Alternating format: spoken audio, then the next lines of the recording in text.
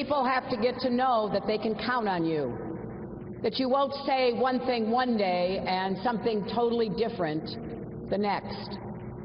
And it certainly takes more than trying to make up for a year of insults and insinuations by dropping in on our neighbors for a few hours and then flying home again. That is not how it works.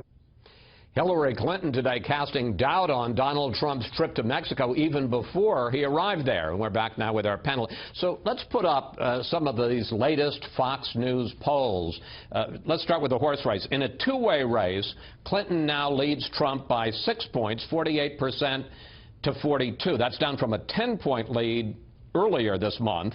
And in a four-way race, including Gary Johnson and Jill Stein, Clinton's lead over Trump is now just 2 points, 41% to 39. Amy, how big a role do you think the continuing controversy over the emails and the Clinton Foundation play in the tightening in these polls? No, I think that's absolutely a big piece of this. I think there are probably three things going on. The focus on her weaknesses, the fact that Donald Trump himself has not gotten himself into hot water this week, has had a pretty decent week, and we can go all about his stumbling around about making an immigration position. But the fact is there hasn't been anything dramatic that he's done.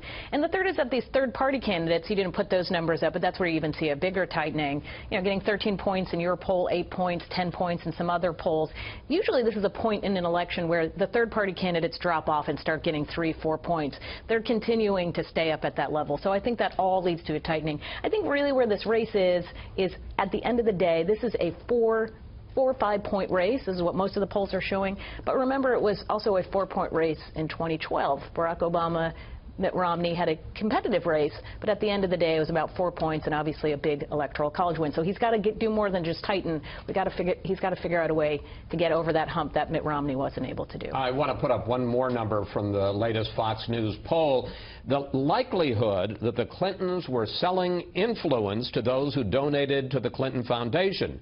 Very or somewhat likely, 66%, not likely or not at all, 30%, which basically is 2 to 1. Howie, folks believe this is, or was, pay to play. Yeah, and you have the drip, drip, drip of new allegations every day about the foundation, about the email. You know, people aren't following all of the details. And, you know, the race was always going to tighten. Hillary was not going to sail into November with a 10-point lead. You look at, and it obscured the fact that these are two unpopular candidates. You look at this Fox News poll, Hillary Clinton's unfavorable is 53%, Donald Trump's is 56%, although that's down from 63% in early August. So it seems to me that this is important psychologically because a lot of people in the media were kind of declaring this race over, and then but of course the battleground states is where this is going to be decided, and at least for now Hillary Clinton is still putting into play, making competitive some reliably red states, North Carolina, Arizona, Georgia, whereas Trump is... The very fact that Trump is going to be speaking in Arizona tonight is an indication of that. And he has yet to show, although this could change,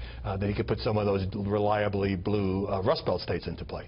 Charles, the FBI, we learned last week, has turned over 15,000 new emails, either that they recovered from the server that supposedly had been deleted or from other accounts. 15,000 new Clinton emails, turned them over to the State Department. Is there a particular area that you're especially interested in, something that you're particularly looking to see what's going to come out of these? And what do you think is the likelihood of a game changer? I mean, this scandal has been going on, controversy has been going on for more than a year now. Do you think it still has the capacity to change people's minds? Look, for a year I've thought, and I've said that I think the real hidden story in the emails, the reason she probably set it up in the first place, the reason it was all concealed, the reason so many were deleted, probably has to do with the foundation and with the fact that it is inextricably bound with her tenure in the State Department, and that, however, whether there's smoking gun or not, there's a lot of smoke. And look at the numbers you showed. 2/3 of Americans assume that there was influence that was sold. And the problem is that there are the 15,000. Look at what happened today. She gives a speech in Cincinnati, supposed to be a big speech, foreign affairs, supposed to stake out her ground, completely ignored. The only story that you really hear about her is the more email story, the 15,000, all of this stuff. Every day the story is the emails.